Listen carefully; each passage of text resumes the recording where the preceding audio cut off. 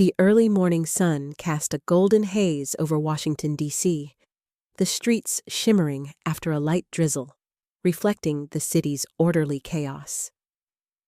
Emily Carter, a 45-year-old accountant with a poised demeanor and sharp analytical mind, sat at her kitchen table, her slender frame hunched slightly over a steaming cup of coffee. Her chestnut hair, streaked with early silver, framed a face etched with subtle lines of worry and resilience. Her green eyes, usually calm behind rectangular glasses, were now wide, brimming with a mix of anxiety and disbelief. The phone on the counter buzzed insistently, breaking the fragile morning peace. Emily's heart sank as she recognized the German country code. Josephine, her late aunt, had always been meticulous, an imposing woman of regal stature, snow-white hair, and a stern, yet affectionate presence. Josephine had been more than family. She had been a mentor, a guide, the one who taught Emily the value of independence and prudence. Now, her voice would never answer again, only her carefully penned instructions. "Emily Carter?" The consul's voice was crisp, slightly accented but professional. "I regret to inform you, Mrs. Josephine Miller has passed. She left instructions regarding her estate. You are the primary beneficiary." The words hung in the air. Emily felt the coffee tremble in her hand, its warmth forgotten. Her mind raced.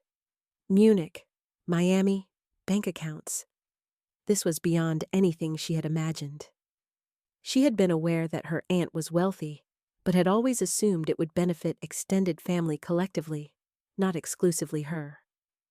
Now, legal clarity and precise execution were needed. Emily rose from the table, pacing the sunlit kitchen, her thoughts fracturing and aligning in a whirlwind of strategy. She was fiercely intelligent, methodical, yet the past 20 years of marriage had taught her caution.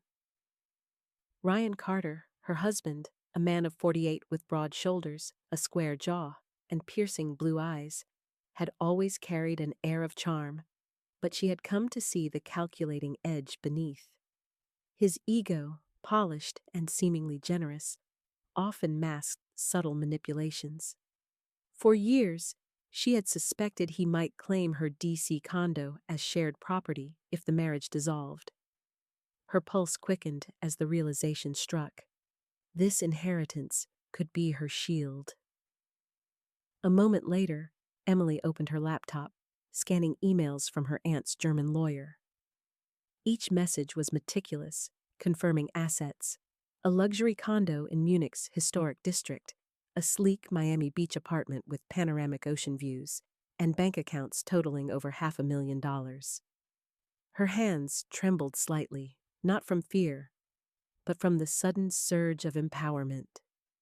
For the first time in years, she could envision a life where her financial security was undeniable, and Ryan could not manipulate her future. She glanced around her home in Georgetown, the D.C. condo, its hardwood floors polished and windows offering a quiet view of the Potomac. A sentimental warmth stirred. This place had been hers first, purchased with her parents' gift before her marriage. Legally, it was separate property, yet she had always felt constrained by the unspoken power dynamics of her marriage. Now, a plan crystallized. She would protect her assets, ensure independence, and confront the truth when necessary.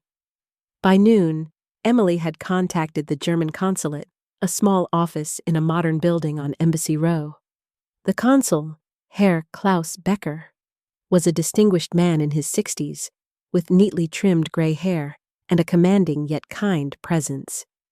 He scrutinized her documents with precise attention to detail, noting her calm, assertive demeanor. Emily's posture was upright, her voice steady despite the emotional undercurrent. She signed paperwork for the transfer of funds and legal recognition of the Munich and Miami properties. Herr Becker smiled slightly, a mixture of admiration and relief. Your aunt left a remarkable legacy, Miss Carter. Everything will be transferred within the week. Walking out of the consulate, the afternoon sun reflected against the polished city streets. Emily felt a subtle but profound shift within herself. The inheritance was not just money or property, it was freedom. She could now breathe, walk taller, and plan with a clear mind. She paused outside, looking at the cars streaming by, the bustling pedestrians, the mixture of ordinary life and extraordinary possibilities. She had never felt so ready to reclaim her autonomy. Returning home, Emily placed the documents in a secure safe in her study. Her thoughts flickered to Ryan, and for the first time she allowed herself a small, private smile. He believed he held the power in their marriage, but he had underestimated her intellect, foresight, and resilience. The DC condo, already hers before marriage, combined with the inheritance, created an unassailable fortress of independence. Later that evening, as rain lightly tapped against the window panes, Emily sat by her favorite armchair, sipping herbal tea, and let herself imagine life beyond the constraints of fear and manipulation. She envisioned Miami's sunlight warming her mornings, the quiet dignity of Munich's architecture, and the security of her bank accounts. For the first time in decades, she felt in control of her own destiny. The shadows of Ryan's deceit were still present, but she no longer feared them. They were merely obstacles she now had the means to overcome. Emily's phone vibrated again. It was her colleague and confidant, Sarah Miller, a tall, lean woman with fiery red hair and an infectious laugh, known for her quick wit and unwavering loyalty. Sarah had been Emily's friend for over 15 years, offering counsel and support through countless life challenges. Emily smiled, thinking of sharing the first glimmers of her newfound independence. "Sarah," she typed, "everything's changed. I'm ready." The chapter closes with Emily gazing at the city lights, the weight of uncertainty lifting. She felt the pulse of life, the promise of autonomy, and the first faint thrill of empowerment. Tomorrow, she would begin the process of legally securing her future, and nothing, not even Ryan's schemes, could diminish the certainty blooming within her heart. For Emily Carter, the inheritance was not merely assets, it was a new beginning. A cold breeze swept through Georgetown that morning, carrying with it the scent of damp leaves and faint exhaust fumes from the Potomac side streets. Emily Carter, still wrapped in the quiet triumph of her recent inheritance, walked briskly to the local bank.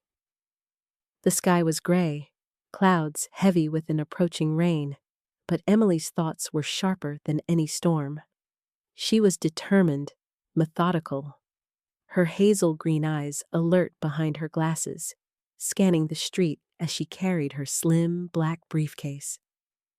Her chestnut hair, streaked with silver, bounced lightly with each step, her posture impeccably straight. Years of disciplined accounting had taught her to always appear calm, even when plotting her moves. Inside the bank, the polished marble floors reflected the fluorescent lights, amplifying the quiet hum of morning transactions. Emily approached the teller, a young woman with auburn hair in a neat bun, and arranged to open a series of separate accounts under her name. Every signature, every notarized form, every cautious conversation was a brick in a growing fortress she intended to build around her newfound independence. She felt the thrill of control, a sensation long denied by her marriage to Ryan Carter, her husband of 25 years, a man who had perfected charm and deceit in equal measure. Ryan Carter, 48, had the presence of a man used to power. Broad-shouldered, with sharply chiseled features, a strong jawline, and piercing blue eyes, he had always projected charisma to the outside world. Yet those who knew him closely recognized the calculating coldness beneath. Today, Emily knew, he was planning a spectacle, a public humiliation of his own wife at the 25-year anniversary celebration. designed to assert dominance, erase her independence, and pressure her into surrendering her assets. Behind the mask of a successful CEO, Ryan's mind churned with schemes and manipulations, a legacy of decades spent mastering control over those he deemed weaker. Gloria Carter, Ryan's mother, entered the scene subtly, a woman of 70 with an imposing presence. Her long gray hair was always tied tightly in a bun, and her sharp, dark eyes could pierce through any argument. Gloria was controlling and exacting, accustomed to having her opinions shape family decisions, particularly regarding matters of wealth and status. She had groomed Ryan from childhood to succeed, to dominate, and now she quietly approved of his manipulative tendencies, believing that ambition justified deception. Meanwhile, Leah Morgan, a strikingly beautiful 30-year-old with chestnut hair cascading over her shoulders and a flawless, sun-kissed complexion, lounged in a high-end boutique downtown, scrolling through her phone. Her personality was a combination of charm and cunning, her intelligence often underestimated due to her appearance. Leah had entered Ryan's life 3 months ago, becoming both his confidant and accomplice. She had been carefully cultivated into the role of the perfect mistress, young enough to excite him, naive enough to be manipulated. Yet Emily knew instinctively that she was not entirely unaware of Ryan's schemes. As Emily secured her financial independence, she could feel the gears of Ryan's plan turning in the background. Subtle conversations with her lawyer and the inheritance documents revealed discrepancies and loopholes Ryan intended to exploit. His goal was audacious. During the grand anniversary gala, he would publicly accuse her of being unworthy, humiliate her socially, and legally pressure her into relinquishing the condo, effectively leaving her with nothing but memories. The thought tightened Emily's chest, not with fear, but with determination. She knew his type, the charm, the manipulation, the sense of entitlement, and she had spent years quietly cataloging his patterns. Emily's cat, Jasper, a sleek black feline with bright amber eyes, padded into the room, circling her legs. The small, comforting presence reminded her of control over the simple, real things in life. She bent down, scratching behind his ears, feeling a fleeting sense of peace amidst the storm of strategy forming in her mind. She began mapping her countermeasures, reinforcing legal claims, preparing public reactions, and ensuring the inheritance remained untouchable. Every plan was meticulous, grounded in logic and prior experience. Ryan's theatrics would not catch her unprepared. By late afternoon, Emily returned home, rain tapping gently against the windows. The DC condo felt more like a command center than a home. Her papers, financial statements, and legal documents were spread neatly on the dining table. Every line, every clause, was a weapon in the coming confrontation. She imagined the gala, the glittering ballroom, the chandeliers reflecting light over polished floors, the 100 guests unaware of the storm brewing behind the polite smiles and polite toasts. Emily's pulse quickened, a mixture of anticipation and the quiet thrill of empowerment. In her thoughts, she replayed Ryan's last conversations.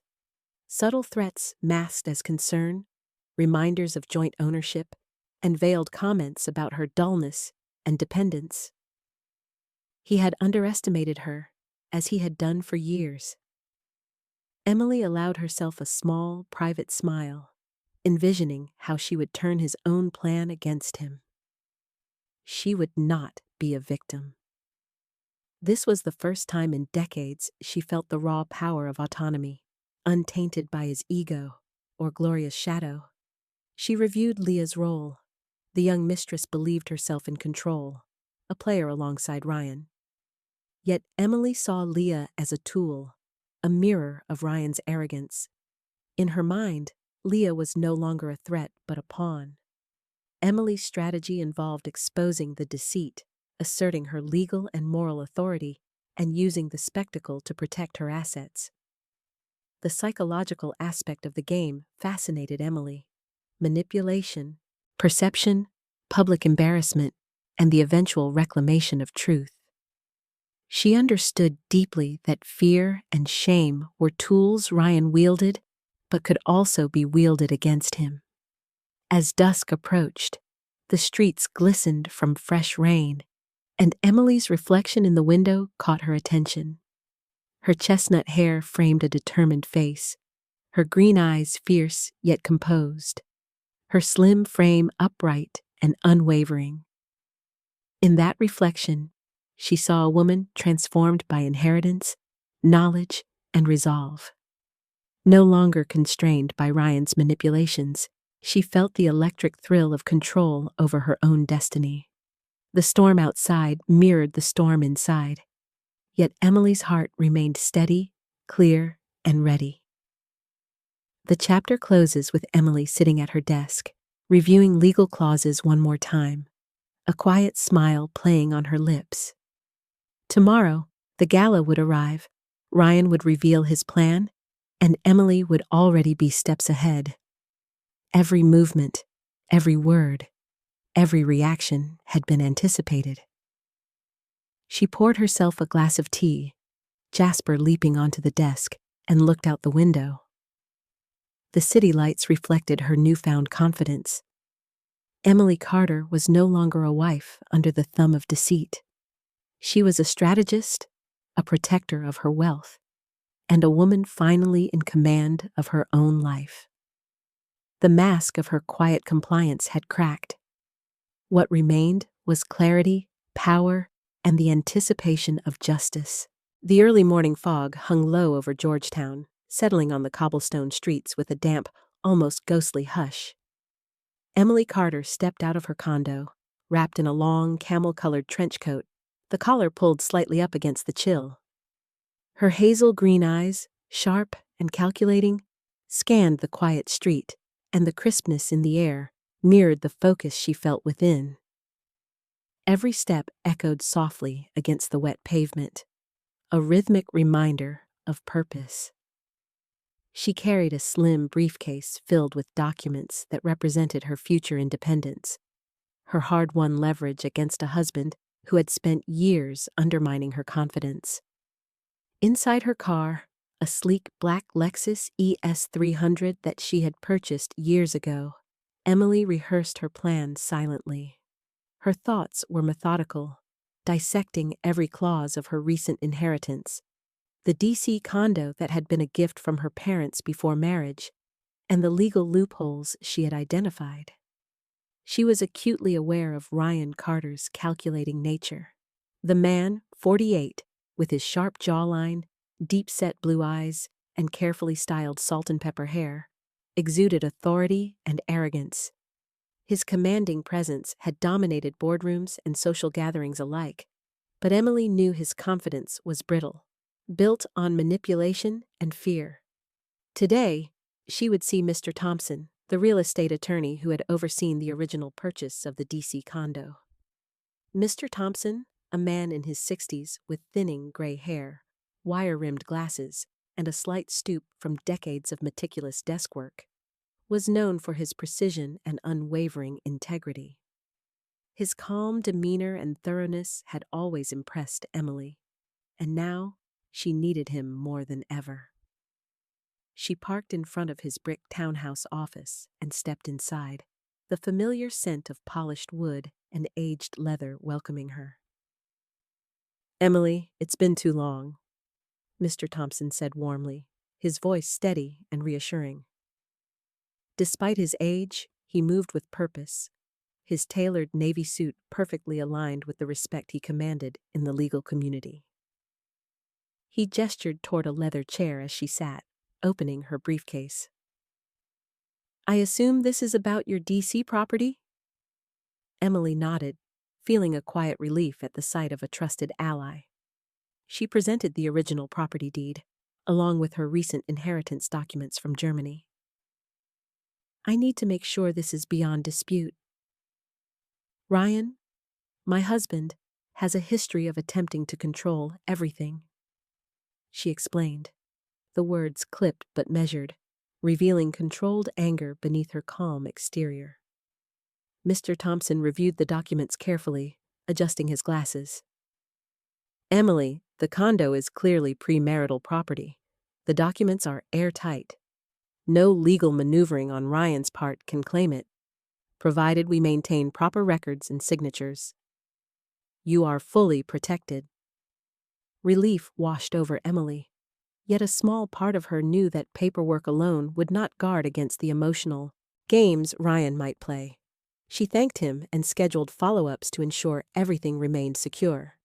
Next, Emily met Ms. Aisha Bennett, a bright young family law attorney with short black hair, caramel-toned skin, and an assertive demeanor that immediately inspired confidence. Aisha's reputation for strategic thinking and aggressive defense in high-stakes divorce cases preceded her. She greeted Emily with a firm handshake, her dark brown eyes scanning Emily's case notes with precision. We'll make sure he cannot manipulate or intimidate you. Every step of his scheme can be countered, legally and publicly, if necessary, Aisha assured, the corners of her lips hinting at a professional smile, but her gaze firm, as if daring any adversary to challenge her. They spent hours meticulously reviewing Emily's assets, inheritance documents, and potential vulnerabilities in her marriage. Emily learned the legal tools available: protective trusts, separate bank accounts, international financial options, and methods to document Ryan's attempts at coercion. She felt empowered, the years of quiet compliance now transformed into precise, actionable knowledge. Every detail was mapped out, every scenario considered. Her mind worked like a chessboard, planning moves and countermoves, anticipating Ryan's behavior and ensuring she stayed several steps ahead. After the meetings, Emily returned to her office at the accounting firm, a tall, modern space with floor-to-ceiling windows overlooking the bustling city below. The office was humming with early morning energy, her colleagues chatting over coffee and computers clicking rhythmically. She was well respected here. Her meticulous work had earned her trust and admiration. Yet today, she had to tread carefully.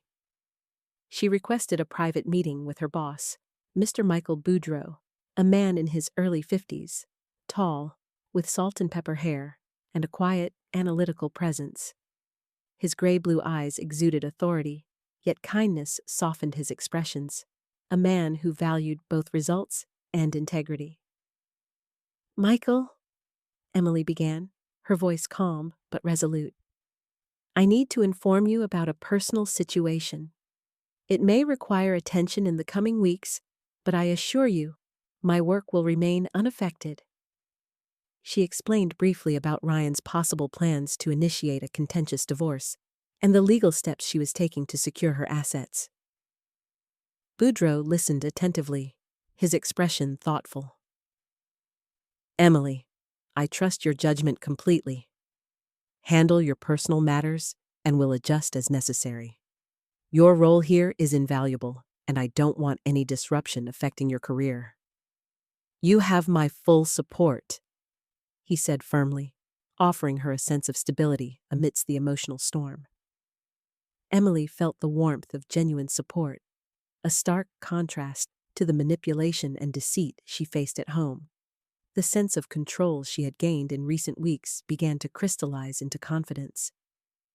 Her colleagues were unaware of the personal battles she waged, yet their ordinary interactions, emails, meetings, brief discussions, provided a comforting structure. She could still maintain her professional identity while building her personal fortress, a duality that strengthened her resolve. Returning home as evening fell, the city bathed in a soft, amber glow from street lamps, Emily reviewed her strategy once more. She imagined the upcoming anniversary gala, the chandeliers, the polished floors, the elegant guests oblivious to the storm brewing beneath the polite smiles. She knew Ryan's plan for public humiliation, but now, equipped with legal backing and a clear strategy, she felt anticipation instead of fear. Every detail, from public exposure to asset protection, had been considered. The sense of mastery over her own life filled her with quiet satisfaction. Jasper, her black cat, padded alongside her legs as she moved around her condo, circling her in a comforting ritual. Emily paused to scratch behind his ears, allowing a moment of human-animal connection to ground her. She thought about the contrast between her past 25 years and the autonomy she now enjoyed.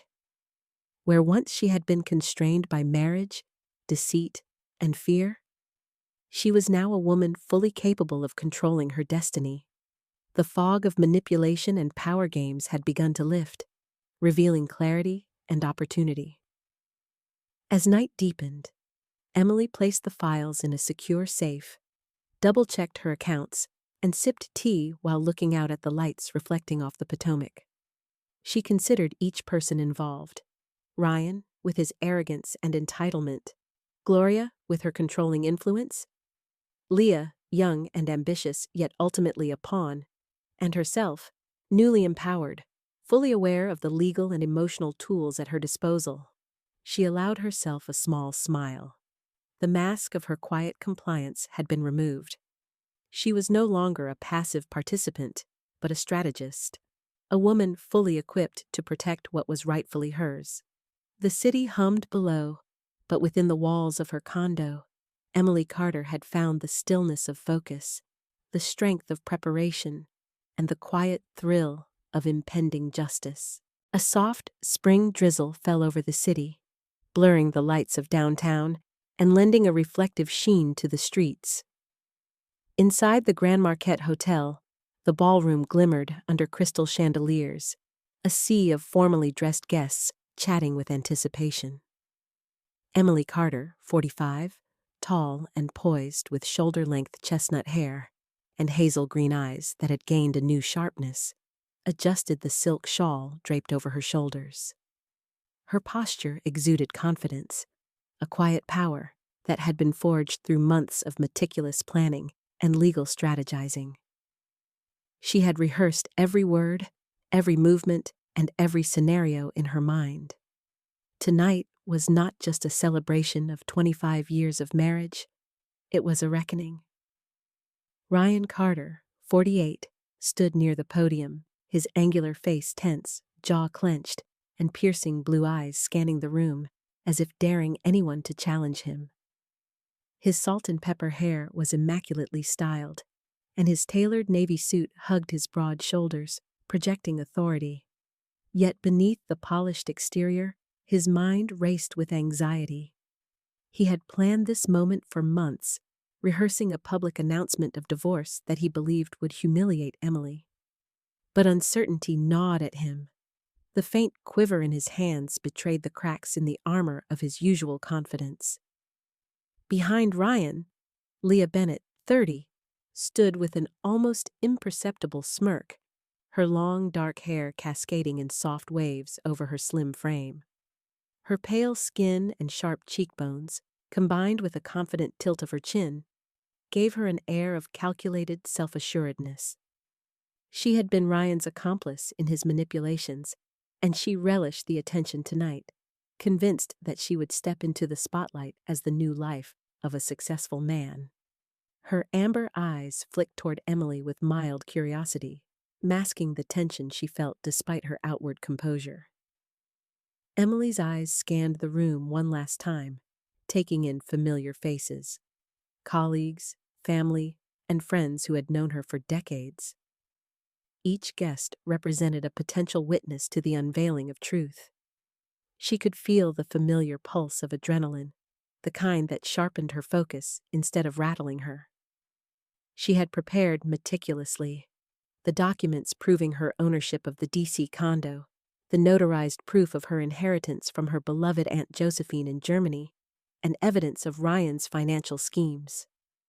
Every piece of paper was a shield, a weapon, and a declaration of autonomy. The orchestra struck the first notes of a waltz, and Ryan stepped up to the podium, smiling, though his eyes darted nervously.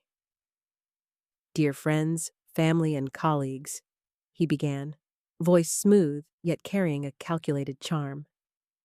Tonight, we celebrate 25 years of partnership, and it is time to share some important news. Emily's heart beat steadily, each pulse a quiet drum of anticipation. She remained seated at the center table, a composed figure in an emerald green, dress that complemented her hazel eyes and framed her determined expression. Leah shifted slightly, leaning in toward Ryan, her manicured hand resting lightly on his arm. "Make it perfect," she whispered, her voice low and sharp. Ryan nodded, though the words failed to mask the unease creeping along the edges of his confident facade. He cleared his throat and began the speech he had rehearsed countless times, words laced with subtle jabs meant to belittle Emily, to position Leah as the bright future beside a failed marriage. The guests murmured, sensing tension, the undercurrent of drama rippling beneath the polished celebration. Emily waited. She let him continue, letting the room fill with the illusion of control. Then, as Ryan's tone turned sharper, hinting at the divorce, she stood, moving with quiet authority toward the microphone placed at the edge of the stage. Her hazel eyes met Ryan's, unwavering and luminous. "Excuse me," she said softly, but the room immediately fell silent, sensing that the flow of the event had been interrupted. The orchestra halted mid-note, the chandeliers reflecting an almost ethereal glow onto Emily's determined face. Ryan's confident smile faltered. "Emily, now is not the time," he began, voice edged with panic. Emily raised her hand, gesturing for him to pause. "No, Ryan, I believe this is exactly the time," she said, her tone calm yet piercing, each word deliberate. She glanced at Leah, whose smirk began to waver, and then toward the guests, many of whom leaned forward, sensing the drama about to unfold. Emily lifted the folder she had carried meticulously, sliding the documents onto the podium. "For 25 years, I believed in loyalty, honesty, and partnership. Tonight, I would like to share the truth." Gasps spread through the room. She began with the legal papers proving her ownership of the DC condo, explaining its premarital status and outlining its protection from division. "This property has always been mine, legally and irrefutably. Ryan, your attempts to manipulate and control it will fail." The precision in her voice left no room for interruption. Next, she presented notarized documentation of her inheritance from Josephine, the account balances, and the condo in Miami. "Furthermore," she continued, "the inheritance left to me by my aunt is fully mine. It is separate, untouchable, and I will ensure it remains so." Whispers rippled across the room. Ryan's face drained of color, the carefully maintained aura of confidence collapsing like a house of cards. Leah's posture stiffened. The smirk that had been her shield vanished. Guests turned toward them, murmuring with growing shock and fascination. Emily's voice did not waver. She detailed the months of deceit, the financial manipulations, and Ryan's plan to coerce her into relinquishing her rightful assets. Every accusation was measured, backed by irrefutable proof. "Ladies and gentlemen," Emily concluded, "tonight, you witness not just an anniversary, but a revelation. Honesty and integrity will always prevail. The truth cannot be silenced, no matter how carefully some may attempt to disguise it." She placed the microphone down, letting the weight of her words settle. The room was electric with tension, eyes shifting between Emily, Ryan, and Leah. For the first time, the facade of power Ryan had cultivated for decades crumbled completely. Leah tried to interject, her voice sharp and defensive, but the guests' murmurs drowned her out. "Shame," one whispered. "I cannot believe he thought he could deceive her so publicly." A few guests approached Emily, offering nods of admiration, support shining in their eyes. Ryan, now visibly trembling, realized that his carefully orchestrated spectacle had backfired entirely. His authority, his social standing, and his control over the narrative had all evaporated. Emily stepped back, letting silence speak volumes. She looked around the room, observing the shock, the moral judgment, and the awe reflected in the eyes of everyone present. The feeling of empowerment coursed through her veins, stronger than adrenaline, stronger than the anxiety she had felt in the months prior. She was no longer a pawn in Ryan's manipulations. She was the strategist, the woman who had reclaimed her life, her assets, and her dignity. As the first few guests began to leave, murmuring about the dramatic turn of events, Emily felt a deep sense of satisfaction. The anniversary that Ryan had intended as a stage for humiliation had instead become a testament to her intelligence, preparation, and unwavering resolve. She glanced once at Ryan and Leah, their faces pale and defeated, then turned gracefully toward the exit. Jasper, her black cat, would be waiting at home, a silent companion to witness her triumph. Tonight, Emily Carter had not only defended her rights, she had claimed victory in the most public and decisive way possible. A cold, crisp evening breeze swept across the city streets outside the Grand Marquette Hotel, carrying the scent of wet pavement and spring blossoms. Inside, the echoes of last night's chaos lingered in the grand ballroom, now sparsely populated with lingering guests whispering about the unprecedented events. Emily Carter, 45, stood near the doorway, her emerald green dress catching the dim light of the chandeliers, hair still perfectly styled, eyes calm but alert. She felt a rare serenity wash over her, a mixture of relief, vindication, and excitement at the newfound freedom she had painstakingly carved from months of manipulation and deceit. For the first time in decades, the weight of fear, distrust, and doubt had lifted from her shoulders. Ryan Carter, 48, remained in the center of the room, shoulders slumped, his usually sharp blue eyes clouded with panic. The angular lines of his face, usually accentuated by a confident smile, now seemed drawn and hollow. His expensive navy suit, once a symbol of control and power, hung slightly off his frame, disheveled from the tension and anxiety of public humiliation. The man who had orchestrated a plan to dominate and belittle his wife now found himself paralyzed by the consequences of his own arrogance.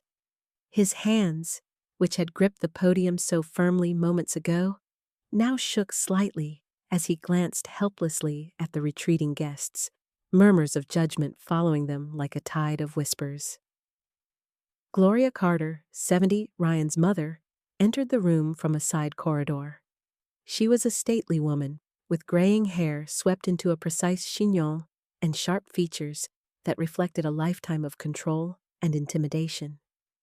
Her tall, slender frame was clad in a tailored cream suit, the pearls around her neck accentuating her air of authority. Yet tonight, her composure faltered. Her eyes, usually cold and calculating, flicked anxiously between her son and the evidence Emily had revealed. The numbers, the debts, the misappropriated funds all exposed her son's recklessness and, by extension, her own complicity in enabling his indulgences. Gloria's lips pressed into a thin line. The pride that had always sustained her now threatened to crack under the weight of shame. Leah Bennett, 30, once confident and cunning, stood at the edge of the ballroom, her posture rigid, her amber eyes wide with dawning realization. Her dark hair fell in loose waves, framing her pale, sharp features. But tonight there was no hint of smug satisfaction. The luxurious silk gown she had chosen seemed to mock her, highlighting a moment of betrayal she hadn't anticipated. Ryan had deceived her as much as he had Emily. Her lips parted, forming words she never spoke, a bitter mix of disbelief and anger. The calculated ambition she had worn like armor for months dissolved, leaving her exposed and uncertain. Without a word, she turned and walked out, her heels echoing sharply against the polished floor, each step a punctuation mark to her disillusionment. Emily, standing composed near the exit, allowed herself a small smile as she watched the ripple effect of her revelation. This wasn't vengeance in the traditional sense, but a reclamation of her life. Every shocked glance, every whispered comment, and every shuffling retreating guest reaffirmed the precision of her strategy. She had anticipated Ryan's hubris, his need to dominate, and had used it against him with care, leveraging legal proof and moral authority. She felt the exhilaration of agency, the quiet, inner satisfaction that came from knowing she had protected her future, her assets, and her dignity without compromising her integrity. As the crowd thinned, murmurs turned into conversations among the remaining few. Colleagues debating the audacity of Ryan's plan, neighbors reflecting on the public spectacle, and friends marveling at Emily's composed defiance. She noticed Mr. Thompson, her real estate attorney, a middle-aged man with graying temples, glasses perched on the bridge of his nose, and a slight stoop from years hunched over documents. He approached quietly, giving her a nod of approval, the kind that conveyed respect without the need for words. Emily's lips curved into a grateful smile, the silent acknowledgement of alliances that had remained steadfast throughout this ordeal. Ryan's panic escalated as he reviewed the scattered documents on the podium, the numbers of debts, $43,000 in mismanaged loans, blinding him with their implication. He could not hide his despair from Gloria, who crossed her arms, her pearl bracelet catching the remaining chandelier light as she shook her head. "You've squandered everything," she said, voice low but sharp, each word a scalpel cutting through his ego. "All of it. And for what? This humiliation? This shame?" The truth of her disappointment, combined with the tangible losses, left Ryan unable to formulate a defense. Each word Emily had spoken had stripped him bare in the eyes of everyone who mattered. A few of the lingering guests, sensing the finality of Ryan's public collapse, began quietly filming on their phones, their faces set with an eagerness to document this rare spectacle of comeuppance. Rumors would spread. Social media would immortalize this downfall. The perfect life Ryan had curated, a career, wealth, admiration, and a mistress, now seemed like a mirage, evaporating under the weight of truth. Emily, sensing the shift, allowed herself to acknowledge her internal transformation. The woman who had entered this room months ago, naive and trusting, had emerged empowered, sharp, and self-assured. The months of strategizing, the quiet late nights drafting legal documents, and the careful cultivation of her allies had culminated in this moment of ultimate clarity. She did not gloat, nor did she feel anger, only a profound recognition that justice, careful and methodical, had a power that theatrics could not match. Gloria, now quietly retreating toward the exit, cast a final glance at Ryan. There was disappointment, yes, but also an acknowledgement that the consequences were his alone. Emily had not actively destroyed him. She had merely allowed the truth to shine. Leah, already halfway down the grand staircase, paused briefly to glance back, her eyes reflecting bitter comprehension. The man she had relied upon was incapable of the loyalty and cunning she had imagined. Ryan finally slumped into a chair near the center of the room, the weight of exposure pressing down on him. His eyes, once sharp and commanding, darted helplessly to the floor, and then toward Emily, who now walked gracefully toward the exit. He realized that his reputation was shattered, his financial recklessness exposed, and his personal duplicity laid bare. In that moment, he understood the magnitude of what he had lost. Not just material wealth, but control, respect, and the facade he had relied upon for decades. The night air greeted Emily as she stepped out of the hotel, the drizzle having turned into a light mist that sparkled in the streetlights. She took a deep breath, inhaling freedom, self-reliance, and a sense of unassailable dignity. Jasper, her black cat with striking green eyes and sleek fur, would await her at home, a comforting companion to greet her with the quiet affirmation of loyalty and presence. She felt no malice toward those who had wronged her, only the satisfaction of having reclaimed her life on her own terms. As she hailed a taxi, Emily allowed herself one final glance at the hotel, the scene of both confrontation and liberation. Behind her, the remnants of Ryan's carefully constructed world, the mistress, the debt, the humiliation, lay exposed and fragmented. She knew this was more than just a victory over deceit. It was a reclamation of autonomy, proof that preparation, courage, and adherence to truth could overcome years of manipulation.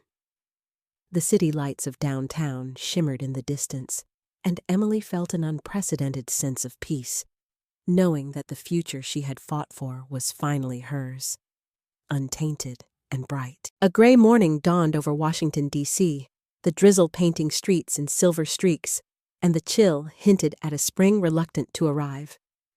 Emily Carter, 45, adjusted her navy blazer in the rearview mirror of her car as she parked outside the federal courthouse. Her green eyes, sharp and alert, betrayed a mixture of nerves and steely determination. Her dark brown hair, neatly tied into a low bun, framed a face hardened by years of careful planning and recent revelations.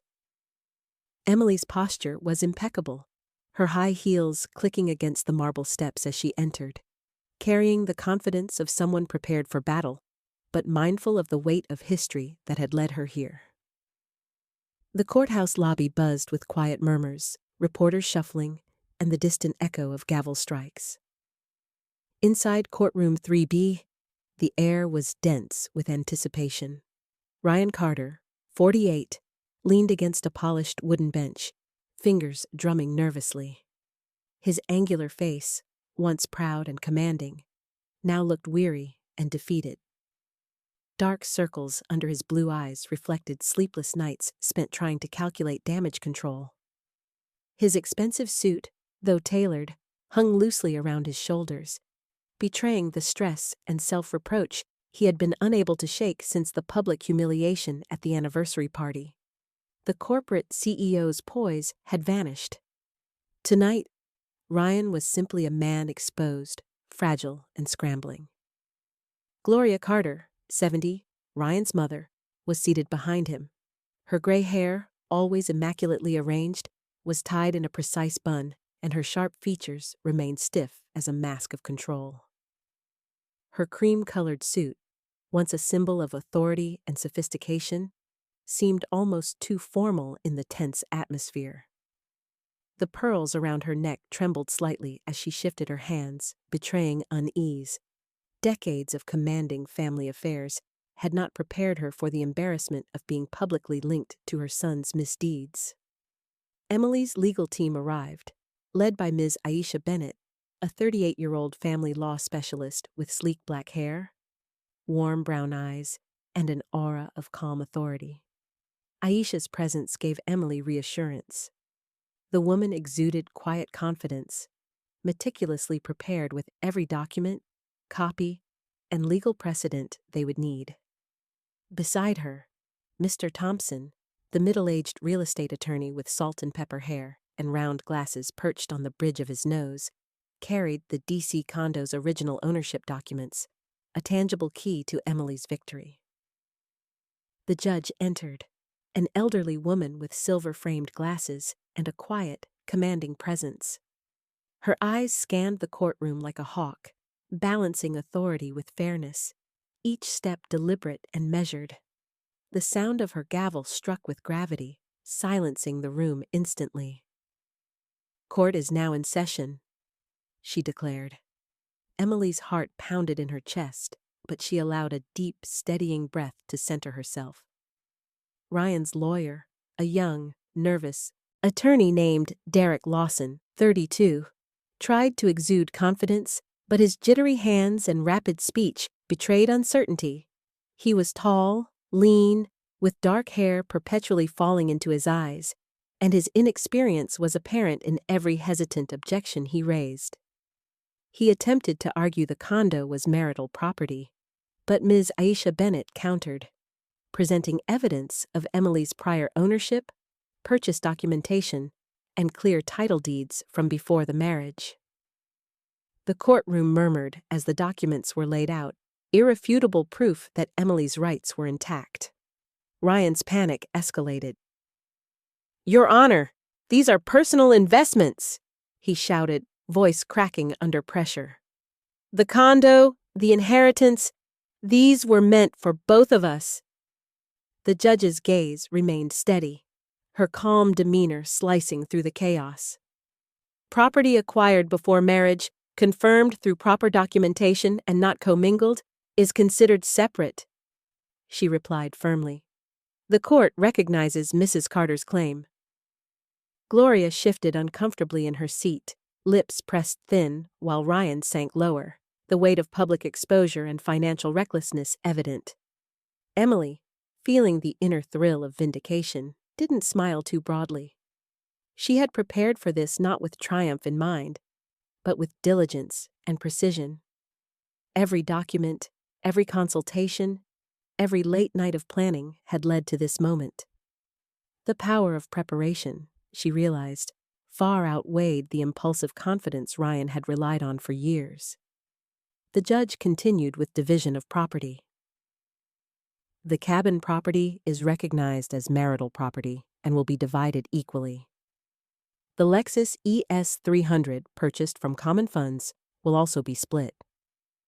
Debts incurred personally by Mr. Carter, including a $20,000 Chase loan, a $15,000 Wells Fargo loan, and an $8,000 quick loan, shall be the sole responsibility of Mr. Carter, as they were not used for marital welfare." Ryan's face turned pale, his jaw tight, every word sinking like stones. His mother's eyes met his, a silent mixture of disappointment and incredulity. Emily remained composed, her heartbeat steady despite the adrenaline of the courtroom drama. This legal confirmation was more than just a financial safeguard. It was symbolic, a full acknowledgement of her rights, her foresight, and her resilience. The months of strategizing, the consultation with Aisha, the meticulous accounting of her Aunt Josephine's inheritance, and her preparation to defend what was hers had borne fruit. For the first time, she truly understood the strength inherent in preparation and knowledge of the law. Derek Lawson attempted one final objection, flustered and red-faced, but the judge, unyielding, dismissed it without hesitation. "Objection denied. The court finds in favor of Mrs. Emily Carter on all claims relating to separate property and inherited assets." A quiet but palpable sigh of relief filled Emily's chest. The tension she had carried for weeks began to dissolve, replaced by calm satisfaction. As the proceedings concluded, the court clerk read aloud the final decree. "The marriage between Emily Carter and Ryan Carter is dissolved. Mrs. Carter retains full ownership of the DC condo and all inheritance funds. Mr. Carter is responsible for personal debts and receives half the value of the cabin and vehicle. No alimony is awarded." The words resonated like a bell tolling a definitive end. Ryan sat frozen, a man undone by his own miscalculations. The public humiliation of the anniversary party had been a prelude. Now, legal consequences sealed the reality. Emily observed him briefly, noting how his posture sagged, The arrogance that had once radiated from him now replaced with vulnerability and defeat. He was no longer a predator in her life, but simply a cautionary tale of hubris and greed. As Emily exited the courthouse, the drizzle had faded, leaving the streets glistening in the soft morning light. She inhaled deeply, tasting freedom, and realized the significance of the moment. She had fought with preparation, wisdom, and calm fortitude, not anger or malice, and had emerged victorious. Jasper, her loyal black cat with piercing green eyes, would greet her at home, a small but comforting symbol of the life she had chosen and defended. Every step she took away from the courthouse felt lighter, each one a reminder that autonomy, diligence, and integrity could prevail over manipulation and deceit.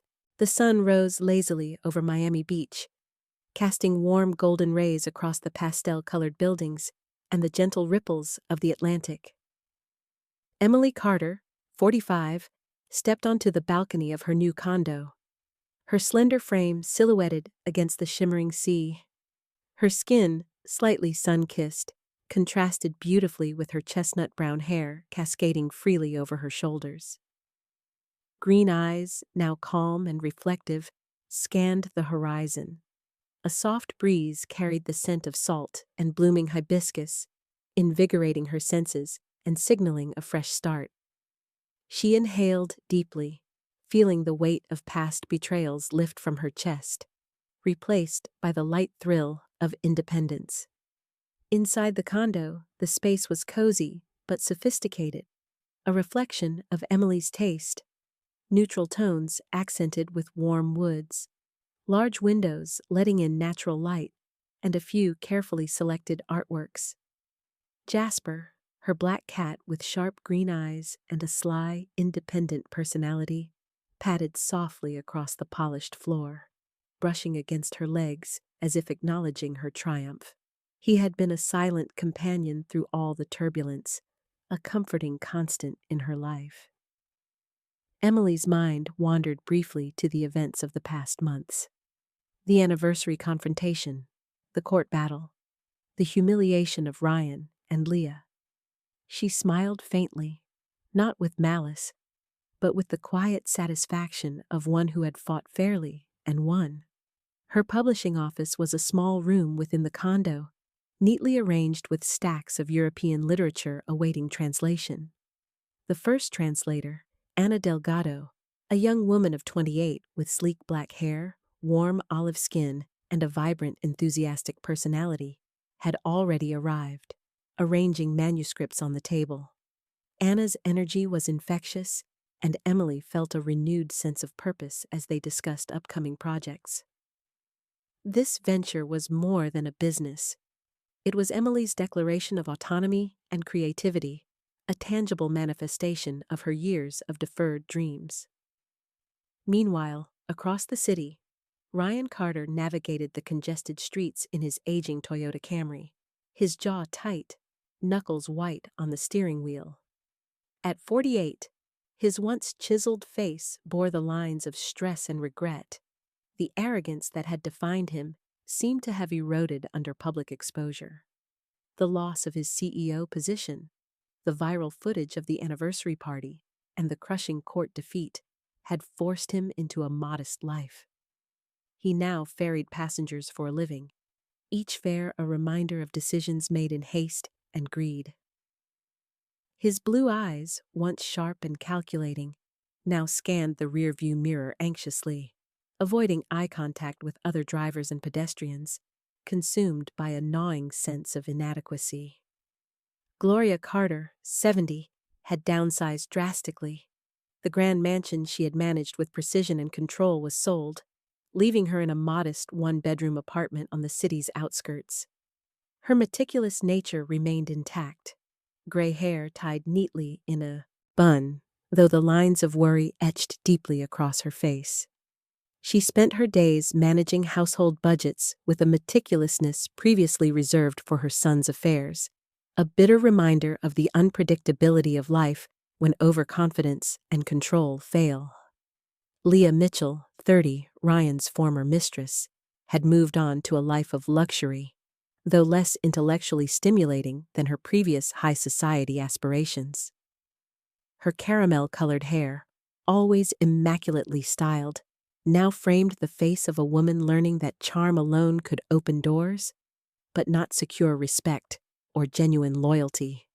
She had married a 50-year-old restaurant entrepreneur, wealthy but naive, and often found herself surrounded by opulence that felt hollow.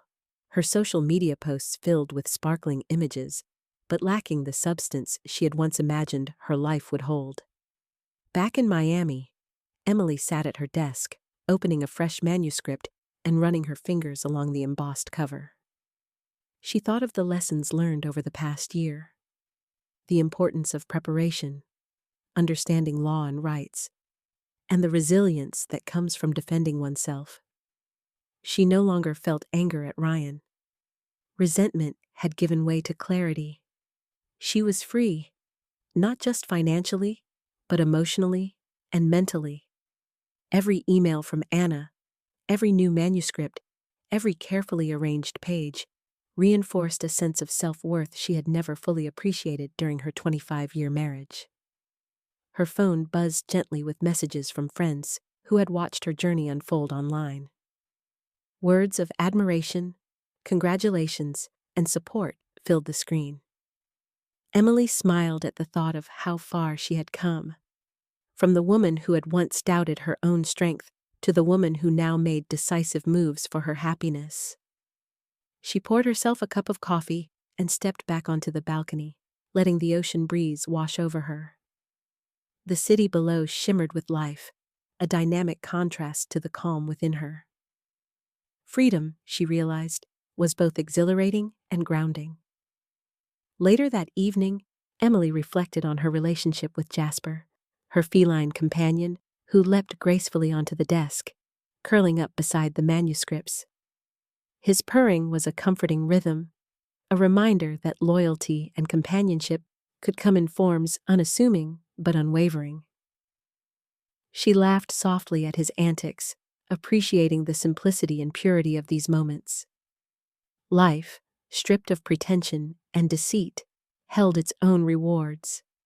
In a quiet moment, she recalled her past confrontations, the public humiliation of Ryan, the viral exposure, the court proceedings. But instead of bitterness, she felt a sense of accomplishment. Every challenge had been met with integrity and careful strategy.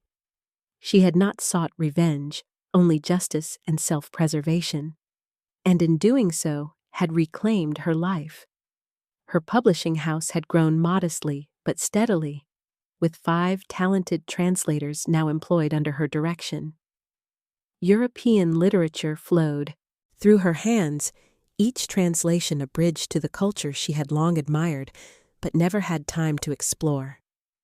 Emily realized that fulfillment did not come from wealth or social status, but from pursuing one's passions and living authentically.